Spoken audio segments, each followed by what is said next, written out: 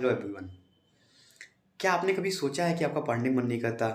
हमेशा हम पढ़ाई से भागते हैं। छोटे होते हैं तो सोचते हैं कि बस किसी तरह एक क्लास पास कर लें। तो मैं आपको एक स्टोरी बताता हूँ। 563 ईस्वी पूर्व में नेपाल के लुम्बिनी में शुद्धोधन राजा थे और उनकी पत्नी का नाम महामाया था। उनके यहाँ एक बच्चे का जन्म हुआ। उन्होंने उस समय असित नाम के ब्राह्मण को बुलाया। तो ब्राह्मण ने उनका नाम सिद्धार्थ रखा। सिद्धार्थ का मतलब होता है जिसकी इच्छा पूरी हो चुकी हो। फिर उसके बाद उन्होंने दो शैव भक्त को बुलाया। वो उनका नाम था कालदेव और कौंडिन्य। तो वो आए तो उन्होंने कहा कि इस बच्चे के राजा बनने की संभावनाएं कम हैं, ये सन्यासी बनेगा।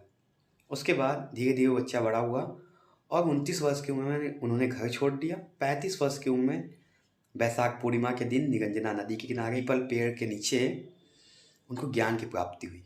और जब ज्ञान की प्राप्ति हुई तो उन्होंने फिर उनका नाम गौतम बुद्ध पड़ा, क्योंकि गोत्र गौतम था और ज्ञान की प्राप्ति हुई तो उन्हें गौतम बुद्ध कहा गया।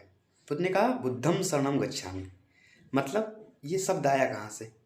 बुद्ध शब्द आया बोध से। बोध का मतलब ज्ञान होता है। तो उन्होंने कहा ज्ञान की शरण में जाओ। अपना नॉलेज हमेशा बढ़ाते रहना चाहिए। ये पूरी जीवन चलने वाली प्रक्रिया है।